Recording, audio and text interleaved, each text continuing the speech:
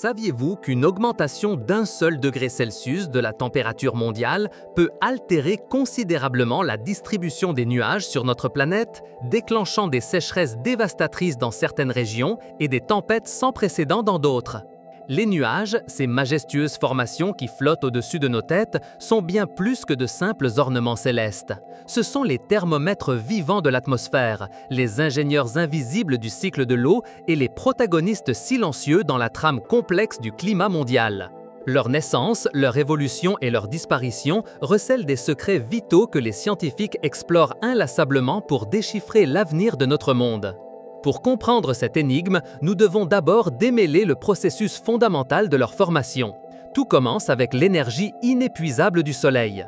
Lorsque les rayons solaires chauffent la surface terrestre, en particulier les vastes océans, l'énergie est transférée à l'eau, amenant ces molécules à acquérir suffisamment d'énergie cinétique pour échapper à la surface liquide et se transformer en un gaz invisible, la vapeur d'eau. Ce processus est connu sous le nom d'évaporation. C'est un cycle constant et omniprésent. Des océans Atlantique et Pacifique aux plus petits lacs comme le Titicaca en Amérique du Sud ou le Supérieur en Amérique du Nord, des millions de litres d'eau s'évaporent chaque seconde. Mais l'évaporation ne se limite pas aux grandes masses d'eau. Les sols humides, les plantes par la transpiration et même la respiration des êtres vivants contribuent à cette injection constante d'humidité dans l'atmosphère. Imaginez la forêt amazonienne, l'une des plus grandes usines de vapeur du monde. Ces arbres, dans un processus de transpiration étonnant, libèrent quotidiennement des milliards de litres d'eau dans l'atmosphère, créant leur propre rivière volante d'humidité qui parcourt des milliers de kilomètres. Une fois que la vapeur d'eau monte, une danse verticale commence. L'air chaud est moins dense que l'air froid, il a donc tendance à s'élever. À mesure que cette parcelle d'air humide monte à travers la troposphère, la couche la plus basse de l'atmosphère, où se produisent presque tous les phénomènes météorologiques, elle rencontre des pressions atmosphériques de plus en plus faibles. Cela provoque l'expansion de la parcelle d'air. Comme l'expansion nécessite de l'énergie et qu'il n'y a pas d'échange de chaleur significatif avec l'environnement, l'air se refroidit. Ce refroidissement adiabatique est crucial. À mesure que l'air se refroidit, sa capacité à retenir la vapeur d'eau diminue. Pensez à une éponge. Une éponge sèche peut absorber beaucoup d'eau, mais une fois saturée, elle ne peut plus en contenir. De même, l'air, en se refroidissant, atteint un point où il est saturé de vapeur d'eau. Ce point est appelé le point de rosée. C'est précisément au point de rosée que se produit la magie de la condensation. La vapeur d'eau, maintenant sursaturée, a besoin d'une surface sur laquelle adhérer et se transformer à nouveau en minuscules gouttelettes d'eau liquide ou en petits cristaux de glace selon la température. C'est là qu'interviennent les aérosols atmosphériques, ces minuscules particules suspendues dans l'air qui sont imperceptibles à l'œil nu. Les aérosols sont les architectes silencieux des nuages, les noyaux de condensation. Ils peuvent être de la poussière soulevée par le vent des déserts, du sel marin provenant des vagues de l'océan, du pollen des plantes ou des particules de suie et de sulfate libérées par la combustion de combustibles fossiles dans les usines et les véhicules. Par exemple, dans une ville comme Mexico, la concentration de particules fines peut être très élevée et ces particules agissent comme des noyaux de condensation efficaces, influençant la formation des nuages, favorisant parfois même la pluie ou le brouillard.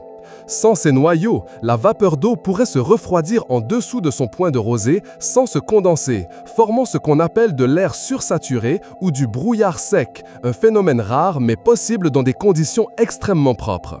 Les gouttelettes d'eau ou les cristaux de glace qui se forment autour de ces noyaux sont incroyablement petits avec un diamètre d'environ 20 micromètres, c'est-à-dire 20 millionièmes de mètre. Ils sont si légers que le moindre courant ascendant d'air peut les maintenir en suspension et des milliards d'entre eux, concentrés dans un volume d'air, sont ce que nous percevons comme un nuage. La densité et la hauteur des nuages dépendent de la quantité d'humidité, de la force des courants ascendants et de la température à laquelle la condensation se produit. Par exemple, les cumulus, ces nuages blancs et cotonneux que nous voyons souvent par temps ensoleillé, se forment à des altitudes relativement basses, d'environ 500 mètres à 2000 mètres. Ils sont le produit de courants ascendants faibles et indiquent généralement du beau temps. Mais si les courants ascendants sont forts et l'air très humide, ces cumulus peuvent croître verticalement et se transformer en d'imposants cumulonimbus, les tours gigantesques qui atteignent des altitudes allant jusqu'à 20 000 mètres, responsables des orages, de la grêle et des pluies intenses. Les scientifiques classent les nuages en 10 types principaux en fonction de leur forme et de leur hauteur, et chaque type nous raconte une histoire différente sur les conditions atmosphériques. Par exemple, les stratus sont des nuages bas et gris qui couvrent le ciel comme un manteau, indiquant une atmosphère stable et, souvent, de la bruine ou du brouillard. Les cirrus, d'autre part, sont des nuages élevés, minces et fibreux composés de cristaux de glace qui flottent à plus de 6000 mètres d'altitude. Leur présence peut indiquer l'approche d'un front chaud. Comprendre ces classifications n'est pas seulement un exercice académique, c'est un outil fondamental pour les météorologues du monde entier. Les équipages de vols commerciaux, par exemple, dépendent de manière critique de l'observation des nuages pour prévoir les turbulences, la formation de glace ou la présence d'orages, garantissant ainsi la sécurité de millions de passagers quotidiennement. Pendant la Seconde Guerre mondiale, la capacité de prédire le temps en se basant sur les nuages était un avantage militaire crucial, influençant les décisions stratégiques de bataille et de débarquement. Une fois que les gouttelettes ou les cristaux à l'intérieur d'un nuage ont suffisamment grossi, la gravité entre en action et la précipitation se produit. Les gouttelettes d'eau à l'intérieur d'un nuage peuvent grossir de deux manières principales.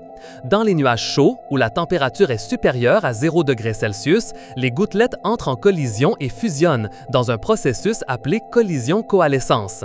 Les gouttelettes plus grandes tombent plus vite, entrant en collision avec les plus petites et les absorbant, augmentant leur taille jusqu'à ce qu'elles soient suffisamment lourdes pour tomber sous forme de pluie.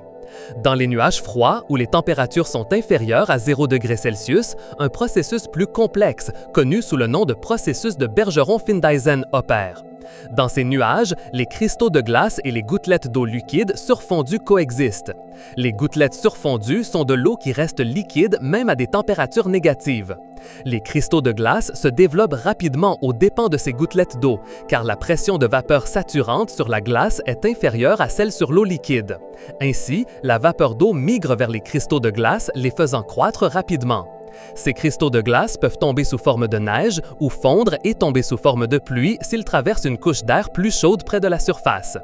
Cette compréhension des précipitations est vitale, non seulement pour prévoir la météo, mais aussi pour gérer les ressources en eau dans les régions arides. Par exemple, dans l'ouest des États-Unis, où l'eau est une ressource rare, des programmes d'ensemencement de nuages ont été menés, injectant des particules comme l'iodure d'argent pour induire la formation de cristaux de glace et augmenter les précipitations, bien que leur efficacité à grande échelle reste un sujet de recherche. Mais les nuages sont bien plus que de simples machines à pluie. Ils sont des acteurs clés dans la régulation du bilan énergétique de la Terre. Lorsque la lumière du Soleil frappe notre planète, une partie est absorbée et une autre est réfléchie vers l'espace. La proportion d'énergie solaire réfléchie par une surface est connue sous le nom d'albédo. Les nuages ont un albédo très élevé. Ils sont incroyablement lumineux et réfléchissent une grande quantité du rayonnement solaire entrant. Pensez à une journée d'été avec un ciel complètement dégagé. La chaleur est torride. Imaginez maintenant la même journée avec un ciel couvert de nuages bas et denses. La température est nettement plus fraîche.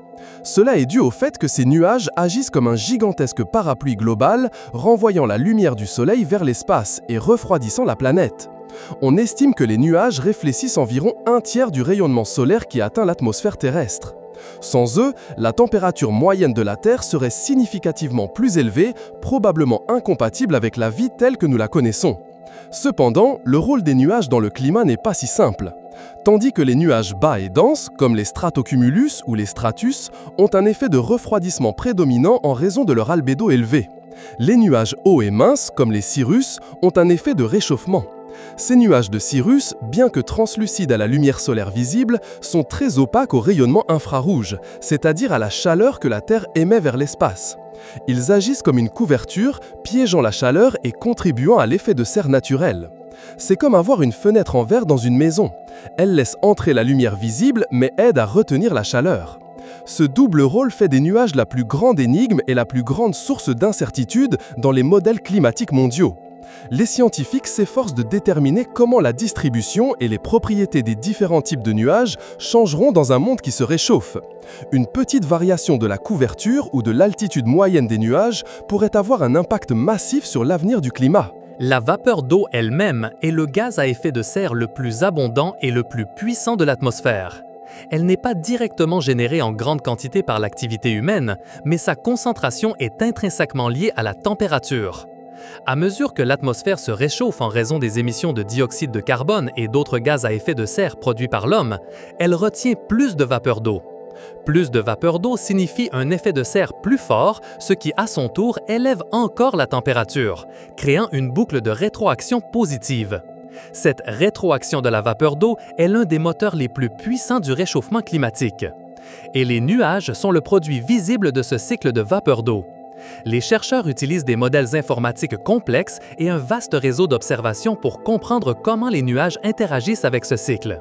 Par exemple, le groupe d'experts intergouvernemental sur l'évolution du climat, GIEC, le groupe de scientifiques le plus important au monde dans ce domaine, a constamment souligné que l'incertitude concernant la rétroaction des nuages est le facteur qui rend le plus difficile la prédiction exacte de la quantité de réchauffement que la Terre subira à l'avenir. L'observation des nuages nous révèle par conséquent non seulement le fonctionnement de l'atmosphère à un instant donné, mais aussi des tendances à long terme qui sont indicatives du changement climatique. Par exemple, les satellites ont révélé des changements dans la couverture nuageuse au-dessus de certaines régions.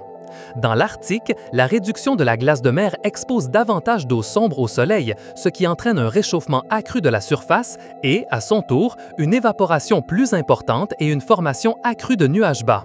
Cependant, ces nuages bas peuvent piéger la chaleur irradiée depuis la surface, accélérant la fonte. C'est un cycle complexe. De manière similaire, la fréquence et l'intensité des phénomènes météorologiques extrêmes, tels que les ouragans, les sécheresses et les inondations, sont directement liés à la formation et au comportement des nuages. Un ouragan, par exemple, est essentiellement un gigantesque système de nuages et de tempêtes qui tire son énergie de l'eau chaude de l'océan. À mesure que les océans se réchauffent, ils peuvent alimenter des ouragans plus intenses et avec une plus grande capacité de précipitation. Prenons le cas de l'ouragan Katrina en 2005 qui a dévasté la Nouvelle-Orléans. Ce système s'est rapidement renforcé en passant sur des eaux inhabituellement chaudes dans le golfe du Mexique, ce qui lui a permis d'accumuler une quantité massive de vapeur d'eau. Les nuages à l'intérieur de l'ouragan ont déversé des pluies torrentielles et généré des vents destructeurs. L'intensité de cet ouragan et d'autres ouragans récents, comme l'ouragan Maria en 2017 qui a ravagé Porto Rico, est analysée par les scientifiques pour déterminer dans quelle mesure le changement climatique et le réchauffement océanique influencent le comportement des nuages d'orage. Un autre exemple sont les méga sécheresses qui ont affecté le Chili pendant plus d'une décennie. Le manque persistant de nuages porteurs de pluie dans les régions centrales a décimé l'agriculture et a conduit à une crise hydrique sans précédent. Les schémas de circulation atmosphérique qui déterminent où se forment et se déplacent les nuages qui apportent la pluie ont été altérés, et les scientifiques étudient si cela est lié au changement climatique mondial ou à des variations naturelles à long terme. Les nuages sont également cruciaux pour la surveillance et la prédiction du climat. Un réseau mondial de satellites, de radars météorologiques et de stations terrestres observe continuellement l'atmosphère. Des missions spatiales comme CloudSat et Calypso, de l'agence spatiale américaine NASA, sont équipées de technologies radar et lidar qui leur permettent de voir à l'intérieur des nuages et de mesurer leur hauteur, leur épaisseur, leur composition et la vitesse des gouttelettes d'eau ou des cristaux de glace qu'ils contiennent. Ces données sont vitales pour améliorer les modèles climatiques car elles nous aident à comprendre la structure tridimensionnelle des nuages et comment ils évoluent. Imaginez un satellite traversant le ciel, envoyant des impulsions radar qui rebondissent sur les nuages et reviennent, créant une image détaillée de leur intérieur, presque comme une échographie de l'atmosphère. Ces informations sont combinées avec des données de température, de pression et de vent pour alimenter des supercalculateurs qui exécutent des algorithmes complexes en essayant de prédire la météo à court terme et le climat à long terme. En plus de leur impact direct sur le climat, les nuages nous offrent des indices sur la santé de notre planète et l'empreinte de l'activité humaine. La présence de certains types de nuages ou l'altération de leur schéma de formation dans des régions spécifiques peut être un indicateur de pollution atmosphérique. Les particules de suie et de sulfate, sous-produits de la combustion de combustibles fossiles, n'agissent pas seulement comme des noyaux de condensation, mais peuvent également rendre les nuages plus réfléchissants, modifiant ainsi leur effet d'albédo. Dans certaines zones industrielles, une augmentation de la luminosité des nuages a été observée en raison de la plus grande quantité d'aérosols d'origine humaine. Cependant, ces mêmes particules peuvent aussi supprimer la pluie en créant un excès de noyaux, ce qui entraîne de nombreuses petites gouttelettes qui ne grossissent pas suffisamment pour tomber. C'est un exemple de la façon dont l'intervention humaine, même sans intention directe, peut altérer les processus naturels de formation des nuages. La science des nuages est un domaine en constante évolution, avec de nouvelles technologies et découvertes qui émergent régulièrement. L'un des domaines les plus fascinants et controversés est la géo-ingénierie, qui cherche à manipuler délibérément le climat terrestre pour contrecarrer le réchauffement climatique. Au sein de la géo-ingénierie, la modification des nuages est un concept clé. Par exemple, l'idée de blanchir les nuages marins, c'est-à-dire d'augmenter la réflectivité des nuages bas au-dessus des océans en y injectant des particules de sel marin. La théorie est que ces particules augmenteraient la quantité de noyaux de condensation, créant des nuages avec plus de petites gouttelettes et, par conséquent, plus réfléchissants, refroidissant ainsi la Terre. Bien que la théorie soit séduisante, les risques potentiels sont énormes et mal compris. L'altération des nuages pourrait avoir des conséquences indésirables sur les régimes de pluie, la circulation atmosphérique et les écosystèmes marins dans d'autres parties du monde. L'éthique de telles interventions et qui aurait l'autorité pour les mener à bien sont des questions qui n'ont pas encore de réponse. On étudie également comment les nuages interagissent avec le cycle du carbone. Les forêts, par la photosynthèse, absorbent le dioxyde de carbone de l'atmosphère. Mais elles libèrent aussi des composés organiques volatiles qui peuvent agir comme noyaux de condensation ou précurseurs d'aérosols, influençant la formation de nuages au-dessus de ces zones. Comprendre la relation entre la végétation, la chimie atmosphérique et les nuages est fondamental pour modéliser avec précision le climat futur et pour développer des stratégies d'atténuation efficaces. Dans l'histoire, l'éruption du mont Pinatubo en 1991 a libéré des millions de tonnes de dioxyde de soufre dans la stratosphère, formant un voile global d'aérosols de sulfate qui a réfléchi la lumière solaire. Cet événement naturel a provoqué un refroidissement temporaire du climat mondial d'environ 0,5 degrés Celsius pendant près de 2 ans. Ce fut une démonstration à grande échelle de la manière dont les particules atmosphériques et par extension les nuages peuvent puissamment influencer la température de la Terre. La complexité des nuages et leur rôle dans le climat nous rappellent l'interconnexion de tous les systèmes de notre planète. Des minuscules particules qui servent de berceau aux gouttelettes d'eau jusqu'aux gigantesques masses nuageuses qui déterminent l'arrivée de la pluie ou la sécheresse, chaque aspect est une pièce essentielle du puzzle climatique.